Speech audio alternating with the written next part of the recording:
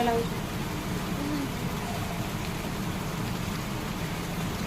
ते तुम्ही बघू शकता. आता आमचं शूट झालेलं आहे. तर वॉटरप्रूफ मेकअप केलेला आहे आपण.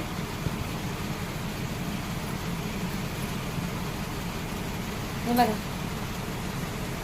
अजिबात दिसत नाही.